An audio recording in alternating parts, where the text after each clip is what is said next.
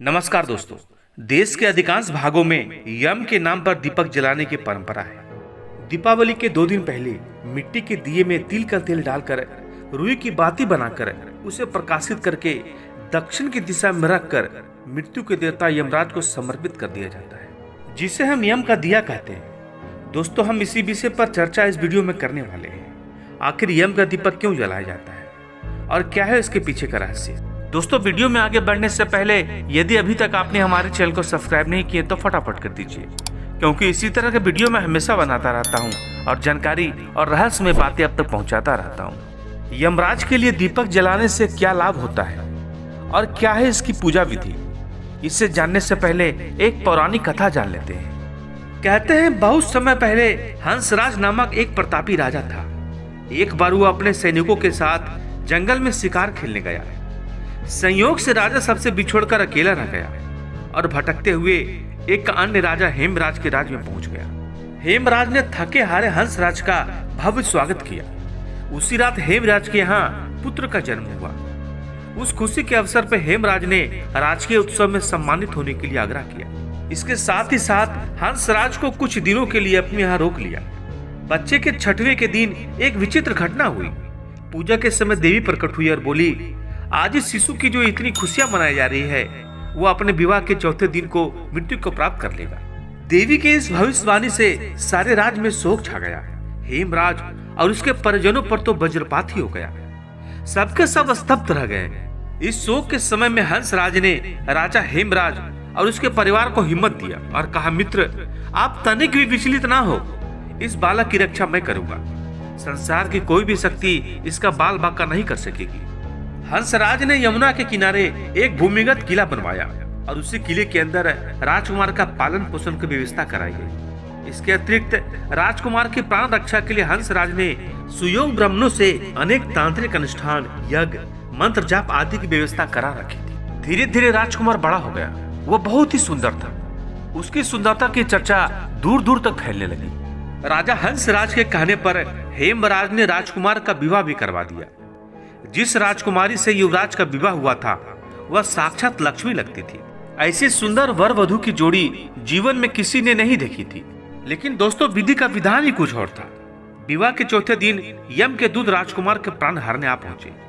अभी राज्य में मांगलिक समारोह ही चल रहा था। पूरा राज परिवार और प्रजाजन खुशियां मनाने में मग्न थे। राजकुमार और राजकुमारी की सुंदरता को देखकर यमराज के दूत भी विचलित हो उठे, किंतु राजकुमार के प्राण हरण के अप्रिय कार्य उन्हें करना ही पड़ा, क्योंकि यमराज का उनका आदेश था। यमराज के यमदूत जिस समय राजकुमार के प्राण लेकर चलने लगे, उस समय ऐसा हाहाकार मचा, ऐसा दृश्य उपस्थित हुआ जिससे द्रवित होकर यमराज के दूत भी रोने लगे। लेकिन वे लोग प्रकृति के नियमों से बंधे हुए थे, इसलिए राजकुमार का प्राण हरण करना पड़ा। इस घटना के कुछ समय पश्चात एक दिन यमराज ने प्रसन्न मुद्रा में अपने दूतों से पूछा कि तुम सब अनंत काल से पृथ्वी के जीवों का प्राण हरण करते आ रहे हो। क्या तुम्हें कभी भी किसी जीव पर दया नहीं आई और मन में यह विचार नहीं उठा कि इसे छोड़ देना चाहिए? यह बातें सुनकर यमराज के दूत एक दूसरे के मुंह देखने लगे। यमराज ने उसके संकोच भाव को जान लिया और कहा कि झिझको मत, अगर ऐसा प्रसंग आया हो तो निर्भय होकर हमें बताओ। इस बात पर एक दूत ने सिर झुकाकर निवेदन किया, मृत्युदेव, ऐसे प्रसंग तो बहुत कम ही आए हैं, किंतु एक घटना अवश्य हुई है जिसकी स्मृति मुझे आज भी विचलित कर देती है। यह कहते हुए दूत ने हेमराज के पुत्र के प्राण हरण की घटना सुना दी। इस दुखद प्रसंग को सुनकर यमराज भी विचलित हो उठे। इसके बाद दूत ने कहा, हे नाथ, क्या कोई ऐसा उपाय नहीं है जिससे इस प्रकार के अकाल मृत्यु से प्राणियों को छुटकारा मिल सके?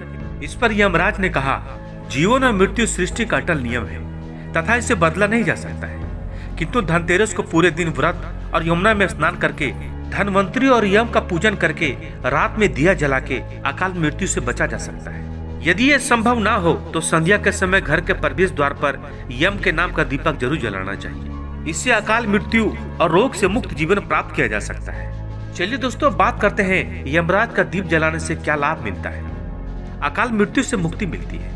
यमराज के दीपक जलाने से अकाल मृत्यु का भय समाप्त हो जाता है।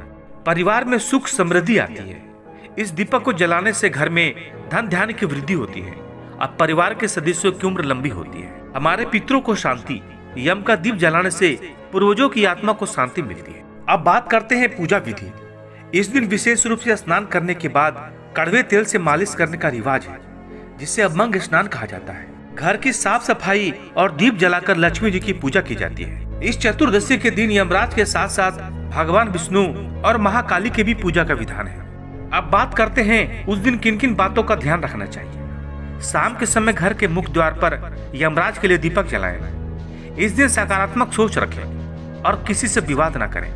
जरूरतमंदों को दान दें, इससे पुण्य की प्राप्ति होती है। दोस्तों, आपको यह जानकारी कैसी लगी कमेंट में जरूर बताइएगा और साथ ही साथ हमारे चैनल को भी सब्सक्राइब जरूर कर दीजिएगा। धन्यवाद।